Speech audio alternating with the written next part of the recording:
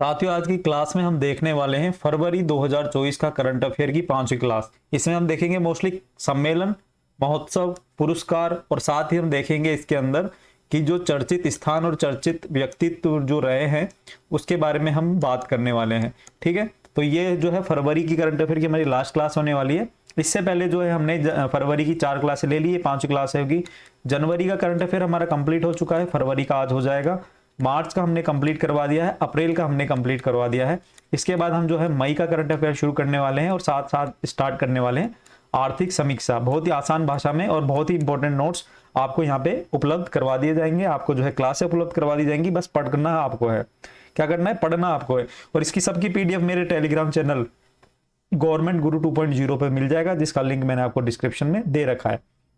चलो दोस्तों, शुरू करते हैं। लास्ट फरवरी की क्लास में सम्मेलन, बैठक, महोत्सव हम ये आज देखने वाले हैं। और इसके अंदर जो है हम बात करें, बेनेश्वर धाम में लखपति दीदी सम्मेलन समारोह जो है इसका आयोजन किया गया। और लखपति दीदी सम्मेलन जो है, लखपति दीदी आपको पता होगा कि ये मध्य प्रदेश से चली हुई एक योजना है, जिसमें उनका उद्देश्य गवर्नमेंट का कि हर व्यक्ति को जो जरूरतमंद है उनको जो है लाख रुपए मतलब लखपति बनाने का उनका उद्देश्य है। ये जो सम्मेलन है ये डूंगरपुर बेनेश्वर धाम में आयोजित किया गया। इसमें भारत की जो राष्ट्रपति है द्रौपदी मुर्मू और असम के राज्यपाल कौन है? गुलाबचंद कटारिया और मुख्यमंत्री श्री भजनलाल शर्मा ने भाग लिया। राष्ट्रपति द्रौपदी मुर्मू ने महिलाओं में शिक्षा और कौशल को विकास को बढ़ावा दिए जाने पर इसमें क्या दिया? बल दिया।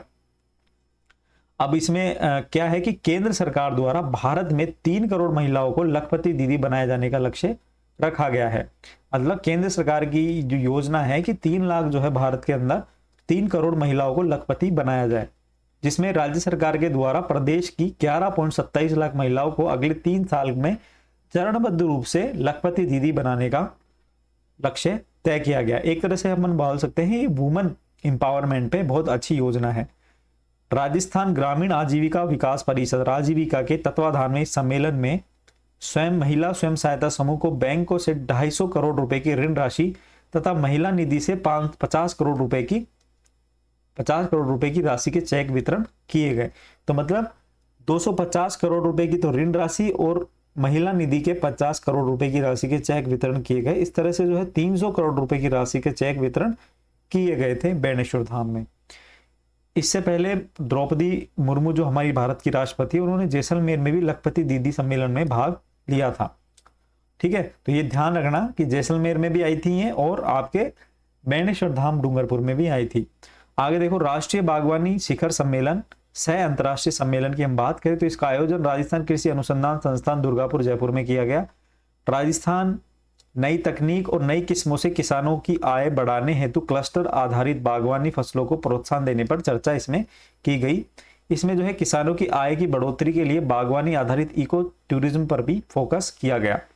तो ये ध्यान रखना, जयपुर में राष्ट्रीय कृषि अनुसंधान संस्थान में इसका जो है आयोजन किया गया। और ये राजस्थान में नई तकनीक और नई किस्मों से किसानों की आय को बढ़ाने हेतु क्लस्टर आधारित बागवानी फसलों को प्रोत्साहन देने पर इसमें चर्चा की गई, जिसमें मुख्य रूप से फोकस था किसानों की आय की बढ़ोतरी को लेकर। 5वां ब्रेसिका सम्मेलन। ब्रेसिका सम्मेलन क्या है? हम ध्यान देते हैं इसमें कि राजस्थान कृषि अनुसंधान संस्थान जयपुर दुर्गापुरा में जो है यह आयोजित किया। इसमें श्री कर्ण नरेंद्र कृषि विश्वविद्यालय द्वारा सरसों अनुसंधान समिति के सहयोग से यह आयोजित किया गया। राजस्थान में सरसों उत्पादन में प्रथम स्थान पर है राजस्थान, और राजस्थान के पूर्वी जिलों में सर्वाधिक सरसों का उत्पादन होता है। जैसे हम बात करें तो भरतपुर, अलवर, धौलपुर, सवाई माधोपुर साइड सरसों का जो है उत्पादन महत्वपूर्ण है, यहाँ पर होता है। और राजस्थान जो है सरसों उत्पादन में पहले स्थान पर है। तो 5वां ब्रेसिका सम्मेलन जो है जयपुर में आयोजित किया गया। और ये आयोजन करने वाले आयोजनकर्ता कौन थे? श्री कर्ण नरेंद्र कृषि विश्वविद्यालय। ठीक है, आगे देखो, राजस्थान विज्ञान महोत्सव की हम बात करें तो राजस्थान विज्ञान महोत्सव की हम बात करते हैं, इसका शुभारंभ जो है केंद्रीय इलेक्ट्रॉनिकी अभियांत्रिकी अनुसंधान संस्थान शहरी द्वारा जयपुर में किया गया। कब किया गया है? 26 से 28 फरवरी 2024 तक आयोजित किया गया। इसका जो मुख्य उद्देश्य क्या है? वैज्ञानिकों, शिक्षाविदों और युवाओं और उद्योग जगत से जुड़े विशेषज्ञों को एक मंच पर लाना इनका उद्देश्य है। ये युवा वैज्ञानिकों के प्रोत्साहन के लिए वैज्ञानिक और शिक्षाविदों के मध्य संवाद स्थापित करने हेतु शुरू की गई पहल थी। ठीक है, आगे देखो, भारत सोलर एक्सपो 2024 की हम बात करें तो ये राजस्थान इंटरनेशनल सेंटर RIC के अंदर जयपुर में आयोजित किया गया भारत सोलर एक्सपो 2024। ये राजस्थान सोलर एसोसिएशन द्वारा आयोजित किया गया था। और ये जो एक्सपो है इसमें देश के अलग अलग राज्यों से कुछ जो है लोग आए थे, जो प्रोजेक्ट डेवलपर्स, EPC कंपनियां, मॉड्यूल तथा उपकरण निर्माता, MSME ने इसमें भाग लिया। मतलब राजस्थान सोलर एसोसिएशन ने आयोजित किया रहा था राजस्थान के अंदर, जयपुर के अंदर जो है RIC के अंदर ये आयोजित हुआ। और इसमें जो है किन्होंने भाग लिया, तो देश के अलग अलग भागों में से आए हुए थे प्रोजेक्ट, कोई डेवलपर्स थे, कोई कंपनियां थी, कोई मॉड्यूल थे, उपकरण निर्माता थे, विभिन्न MSME जो थे उन्होंने इसमें भाग लिया। और हाल ही में प्रधानमंत्री सूर्योदय योजना की घोषणा की गई है, जिसमें 1 लाख करोड़ घरों में सौर पैनल इसमें लगवाए जाने की बात की गई थी। इंडिया स्टोन मार्ट 2024 की हमने बात करी, हमने पहले भी इसमें बात करी थी कि 1 फरवरी से 4 फरवरी तक जयपुर के अंदर ये जो है प्रदर्शनी और कन्वेंशन सेंटर में इसका जो आयोजन किया गया। इंडिया स्टोन मार्ट का ये 12वां संस्करण है। ये उत्तरी भारत में स्टोन का एक महत्वपूर्ण व्यापारिक केंद्र है। जयपुर क्या है, उत्तरी भारत में जयपुर जो है स्टोन का एक महत्वपूर्ण व्यापारिक केंद्र है। द्विवार्षिक आयोजित होने वाले इंडिया स्टोन मार्ट देश की सबसे बड़ी पत्थर उद्योग प्रदर्शनियों में से एक है। तो यहाँ पर जो विभिन्न विभिन्न प्रकार के जो पत्थर दिखाए जाते हैं, मार्बल, जो लाल पत्थर, पीला पत्थर और मार्बल के जितने भी टाइप्स होते हैं उनको सबको यहाँ पर दिखाया जाता है। और भी जो भी दुनिया भतेरे टाइप के जो पत्थर हैं उनकी यहाँ पे प्रदर्शनी लगाई जाती है। ये federation of India chambers of commerce and industry FICCI के सहयोग से राजस्थान राज्य औद्योगिक विकास निगम और निवेश लिमिटेड रिको और फिक्की के सहयोग से और सेंटर फॉर डेवलपमेंट और स्टोन सीडोस द्वारा आयोजित किया गया। मतलब राजस्थान में रिको, सीडोस और एक फिक्की के सहयोग से ये जो है आयोजन किया गया था। राज्य सैनिक बोर्ड की 16वीं जो है बैठक आयोजित हुई है, जो 29 फरवरी 2024 को राजभवन जयपुर में आयोजित हुई है। राज्यपाल राज्य सैनिक बोर्ड के अध्यक्ष हैं और सैनिक कल्याण मंत्री है कर्नल राज्यवर्धन सिंह राठौड़। राज्यपाल ने सिपाही से लेकर हवलदार रैंक की पूर्व सैनिकों की विधवाओं को और उनकी 2 पुत्रियों के विवाह के लिए केंद्र सरकार द्वारा दी जाने वाली सहायता राशि के अतिरिक्त 25,000 रुपए दिए जाने की स्वीकृति प्रदान करी है। देखो, समझने वाली बात है कि राज्य सैनिक बोर्ड की 16वीं बैठक हुई है 29 फरवरी 2024 को राजभवन जयपुर में। इसमें जो है राज्य सैनिक बोर्ड के जो अध्यक्ष होते हैं वो राज्यपाल होते हैं। इसमें सैनिक कल्याण मंत्री आपको पता है कि डॉक्टर जो कर्नल राज्यवर्धन सिंह राठौड़ इसमें जो क्या है सैनिक कल्याण मंत्री हैं। तो राज्यपाल ने सिपाही से हवलदार रैंक के जो पूर्व सैनिकों की विधवाएं जो थी उनकी 2 पुत्री हैं, उनके विवाह के लिए केंद्र द्वारा जो सहायता दी जा रही है उसके अलावा भी जो है 25,000 रुपए की सहायता देने का जो है प्रावधान किया है। और ये जो है राज्यपाल कलराज मिश्र द्वारा जिला और तहसील स्तर पर वार मेमोरियल बनाने की भी जो है सुझाव सरकार को दिया है। ठीक है, तो ये बात है इसके अंदर। आगे देखो, पुरस्कार और सम्मान की हम बात करें तो राजस्थान पर्यटन विभाग को मिला है पुरस्कार। कौन सा पुरस्कार मिला है, तो ये जो राजस्थान पर्यटन विभाग को 29 फरवरी 2024 को उदयपुर से माउंट आबू सर्वश्रेष्ठ दर्शनीय सड़कों स्थलों में की श्रेणी में आता है। उदयपुर से हम जब माउंट आबू जाते हैं जहाँ जाके आना, कभी मैं तो नहीं गया, मैं भी जाऊंगा अभी दिसंबर में। तो उदयपुर से माउंट आबू जब जाते हैं तो बीच में इतने अच्छे अच्छे मनोरम दृश्य देखने को मिलते हैं कि उसके लिए इनको जो है बहुत अच्छा जो है सड़क स्थलों की श्रेणी में इंडिया टुडे पर्यटन सर्वेक्षण पुरस्कार से सम्मानित किया गया है। राजस्थान टूरिज्म को सर्वश्रेष्ठ डिजाइन और सजावट का भी पुरस्कार मिला है और यह पुरस्कार एशिया के सबसे बड़े और सबसे प्रभावशाली ट्रेवल ट्रेड शो OTM 2024 में प्रदान किया गया है। यह पुरस्कार राजस्थान को महलों, विरासत स्थलों, इंफ्रास्ट्रक्चर आदि के लिए दिया गया है। OTM 2024 का जो आयोजन है वो 8 से 10 फरवरी 2024 तक Jio world convention centre Mumbai Maharashtra में किया गया।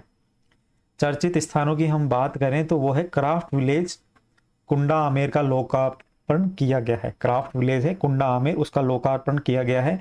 केंद्रीय वस्त्र मंत्रालय द्वारा हस्तशिल्प कला एवं पर्यटन को बढ़ावा देने हेतु कुम्हारों का मोहल्ला ग्राम कुंडा आमेर को क्राफ्ट टूरिज्म विलेज के रूप में विकसित किया गया है। ये केंद्र और राज्य सरकार के संयुक्त तत्वाधान में विकसित किया गया है। इसमें जो है शिल्प ग्राम का विकास होगा और उत्पादन को बेचने हेतु स्थानीय हैंडीक्राफ्ट का उपयुक्त जगह मिल सकेगी। इसका उद्देश्य है कि जयपुर की परंपरागत हस्तशिल्प कला को विश्व स्तरीय पहचान दिलाना और आधुनिक तकनीक को बढ़ावा देना क्या है इसका उद्देश्य है। तो ध्यान रखना, क्राफ्ट विलेज जो है कुंडा एक गांव है जयपुर के पास।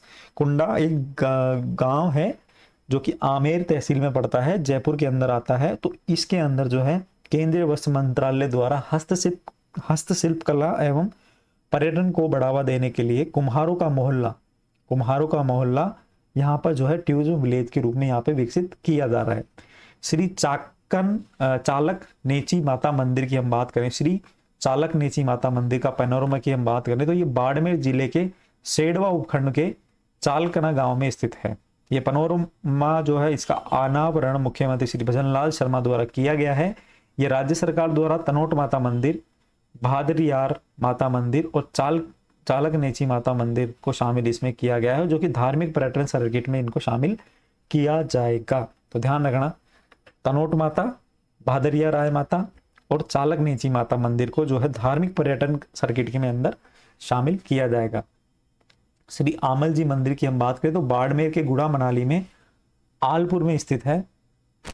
जयपुर मुख्यमंत्री श्री भजनलाल शर्मा द्वारा प्राण प्रतिष्ठा महोत्सव में भाग लेने के कारण हाल ही में ये चर्चा रहा है। तो ध्यान रखना, आलम जी मंदिर पूछा जा सकता है, कला संस्कृति के हिसाब से भी बहुत इंपॉर्टेंट हो गया, क्योंकि यहाँ पर मुख्यमंत्री जी वर्तमान के जो है भजनलाल जी शर्मा ने प्राण प्रतिष्ठा के दौरान यहाँ पे पहुंचे थे। तो ये बाड़मेर के गुड़ा मनाली में है। कौन सा मंदिर? श्री आलम जी मंदिर। और चालक नेची माता मंदिर कहाँ है? बाड़मेर में। आगे देखो, महाराजा सूरजमल जो है भरतपुर के थे और भरतपुर के महाराजा सूरजमल को ब्रज विश्वविद्यालय परिसर में महाराजा सूरजमल की जयंती पर जो है सबसे ऊंची प्रतिमा का लोकार्पण किया गया है। ठीक है, तो ये ध्यान रखना, ये जो प्रतिमा है 21 फीट ऊंची है, 5500 किलोग्राम की ये इसका वेट है और 1.75 करोड़ की लागत से ये बनी है। ये प्रतिमा एक विशेष धातु है जिसका नाम है गन मेटल। विशेष धातु गन मेटल से तैयार की गई है। इसे जो है बंसी पहाड़पुर के पत्थरों से निर्मित किया गया है और 10 फीट ऊंचे आधार पर स्थापित इसे किया गया है, अर्थात ये कुल 31 फीट ऊंची प्रतिमा है।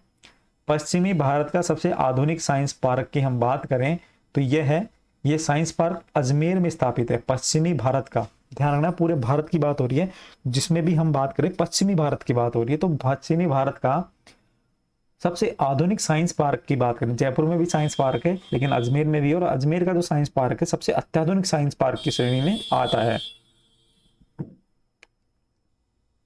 यह पार्क लगभग 20,000 वर्ग किलोमीटर भूमि पर फैला हुआ है। इसके निर्माण की लागत लगभग 15.20 करोड़ रुपए है। यह केंद्रीय संस्कृति मंत्रालय द्वारा विकसित किया जा रहा है। इसमें एक क्रिएटिविटी जोन बनेगा जहां विद्यार्थी अपनी सोच और विज्ञान और क्षमता को विकसित कर सकेंगे। ठीक है, इसमें जो थीम है आधारित पार्क है, फन साइंस पार्क है, आउटडोर साइंस पार्क है, तारा मंडल है, एग्जिबिट लैब है और आदि सुविधाएं इसमें रखी गई है। ठीक है, आगे देखो, महत्वपूर्ण तथ्यों में देख लेते हैं हम, अलग से ये लिख लेना। राजस्थान में पहली बार गोल्ड माइंस की नीलामी की गई है। तो बांसवाड़ा में जो है भूकिया जगपुरा में राजस्थान की पहली सोने की खानों की नीलामी की जाएगी। बांसवाड़ा के घाटोल तहसील में भूकिया जगपुरा एक जगह है, वहां पर जो 14 किलोमीटर क्षेत्र में सोने के विपुल भंडार मिले हैं। तो और इस क्षेत्र में जो है व्यापक एक्सप्लोरेशन के बाद में 113.52 मिलियन टन जो है स्वर्ण अयस्क का आरंभिक आकलन किया गया है, जिसमें सोने की धातु की मात्रा जो है 222.39 टन आंकी गई है। ठीक है, तो एक्सप्लोरेशन हुआ है 113.52 मिलियन टन, जिसमें से सोने की जो धातु की मात्रा है 222.39 टन आंकी गई है। भूकिया जगपुरा में गोल्ड की खानों से सोने के साथ ही प्रचुर मात्रा में कॉपर, निकल और कोबाल्ट जैसे खनिज भी प्राप्त हो रहे हैं। तो जिसमें सोने की मात्रा कितनी है वो मैंने आपको बता दी, 222 है। बात करें तो मुख्यमंत्री श्री भजनलाल शर्मा ने भी खान एवं भूविज्ञान विभाग के मंत्री भी हैं। तो खान और भूविज्ञान विभाग मुख्यमंत्री भजनलाल शर्मा के पास ही है।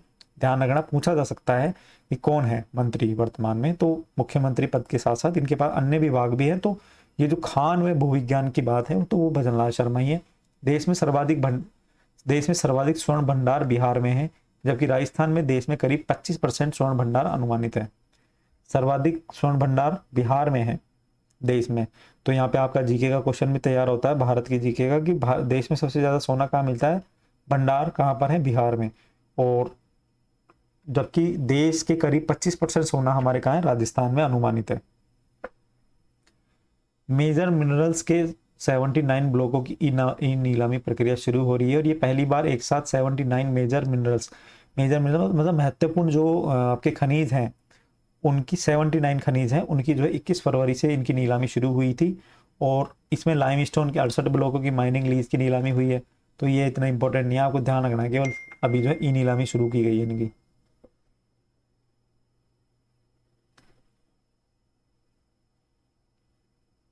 राजस्थान में आर्द्र भूमि की हम बात करें तो 2 फरवरी को विश्व आर्द्र भूमि दिवस मनाया जाता है। ठीक है, इसका उद्देश्य क्या है? जलवायु परिवर्तन एवं पर्यावरण संरक्षण के क्षेत्र में आर्द्र भूमि की भूमिका, महत्वपूर्ण भूमिका के प्रति वैश्विक जागरूकता को फैलाना है। आपको पता है कि ईरान के शहर रामसर में 2 फरवरी 1971 को आर्द्र भूमि पर कन्वेंशन अपनाया गया था और तब से 2 फरवरी को जो है विश्व आर्द्र भूमि दिवस मनाया जाता है। ठीक है, 2024 की भी थीम थी wetlands and human well being. ठीक है, क्या क्या थी 2024 की theme? Wetlands and human well being. तो राजस्थान में 2.25 हेक्टेयर से बड़े क्षेत्र के 12,625 वेटलैंड स्थित हैं। तो वर्तमान में राज्य सरकार द्वारा 75 आर्द्र भूमियों को आर्द्र भूमि संरक्षण एवं प्रबंधन अधिनियम 2017 के तहत अधिसूचित किया जा चुका है। सामर झील व केवला देव राष्ट्रीय पक्षी विहार राजस्थान के 2 रामसर साइट है। तो पूछा जाए ना भारत में रामसर साइट कितनी है, तो रामसर साइट बहुत है भारत के अंदर तो, लेकिन हमारे राजस्थान में कितनी है? 2। कौन कौन सी? सामर झील और केवला देव राष्ट्रीय पक्षी विहार। ठीक है, हाल ही में राजस्थान राज्य आर्द्रभूमि प्राधिकरण, पर्यावरण एवं जलवायु परिवर्तन विभाग ने अंतर्राष्ट्रीय महत्व के रामसर स्थलों की संख्या बढ़ाने हेतु केंद्र सरकार के माध्यम से रामसर सचिवालय में भेजने की सिफारिश की है। मतलब कहने का ये बात है इसमें कि 2 से बढ़ाकर हमारी संख्या ज्यादा करो। तो राजस्थान ने किन किन को भेजा है नए जो बनाना चाहते हैं? तो एक तो मैनार तालाब उदयपुर के अंदर, चंदलाई जयपुर में, खींचन जोधपुर में और कानवास पक्षी विहार कोटा में, लूण करनसर बीकानेर में। तो 5 और भेजे हैं, तो 5 में से हो सकता है हमारे 1-2 और अप्रूव हो जाए, तो संख्या 2 से बढ़कर 4 हो जाएगी या 3 हो जाएगी, जो भी है। राजस्थान सरकार द्वारा उदयपुर शहर को अंतर्राष्ट्रीय स्तर पर रामसर वेटलैंड सिटी के रूप में नामित करने हेतु भी सिफारिश की गई है। देखो पूरे शहर को ही जो आर्द्र सिटी है ना, आर्द्र सिटी वेटलैंड सिटी के रूप में जो है मनोनीत या नामित करने की भी घोषणा करने के लिए जो है प्रस्ताव भेजा है। ठीक है, आगे देखो रामगढ़ जो क्रेटर क्षेत्र भू विरासत स्थल के रूप में विकसित हुआ है। रामगढ़ जो है राजस्थान के जो 12 जिले में स्थित है। रामगढ़ क्रेटर एक अद्वितीय भू वैज्ञानिक स्थल है। रामगढ़ क्रेटर भारत और दुनिया के कुछ पुष्टिकृत उल्का प्रभाव क्रेटरों में से एक है। रामगढ़ क्रेटर विंध्य पर्वतमाला के पठार में स्थित है और सांस्कृतिक विरासत की दृष्टि से क्रेटर भंड देवरा मंदिर है। रामगढ़ क्रेटर के एक संयुक्त सर्वेक्षण के बाद मार्च 2024 के अंत तक इसे जियो पार्क के रूप में विकसित करने के लिए योजना तैयार की गई है। रामगढ़ क्रेटर को राज्य भू विरासत पार्क घोषित करने के प्रस्ताव पर विचार किया जाएगा। यदि यह योजना सफल होती है तो रामगढ़ क्रेटर दक्षिण पूर्व एशिया क्षेत्र का पहला जियो हेरिटेज पार्क होगा।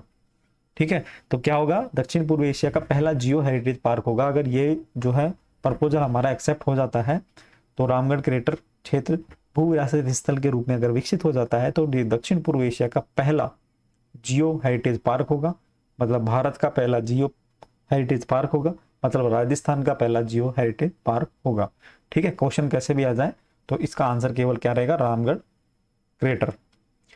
विश्व का पहला ओम ओंकार मंदिर की हम बात करें तो ये मंदिर राजस्थान के पाली के अंदर है। कहां पर? उस गांव का नाम है जाडन गांव।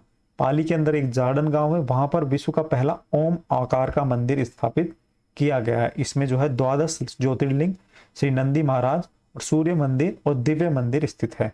तो ओम की आकृति होती है ना, ओम की आकृति कैसे होती है आप लोगों को पता होगा। ओम की आकृति ऐसे होती है कुछ इस तरह से ना। तो इस आकार का जो है मंदिर वहां पर बना है। कहां पर बना है? ये पाली के अंदर जाडन गांव है, वहां पर। अंगदान की शपथ लेने में राजस्थान का देश में पहला स्थान है। कि अंगदान की शपथ लेने में देश में अव्वल रहा है राजस्थान। राज्य सरकार द्वारा अंगदान करने में भी राजस्थान को अव्वल बनाने के लिए रोड मैप तैयार किया जाएगा। राजस्थान में 18 वर्ष से अधिक आयु के करीब 25% नागरिकों ने अंगदान करने का फैसला लिया है, जो देश में एक रिकॉर्ड है। भारत में अब अंगदान के लिए राज्यों के अधिवास की शर्त भी हटा दिया गया है। अब देश में कहीं भी अंग प्राप्त करने के लिए रजिस्ट्रेशन जो है करवाया जा सकता है।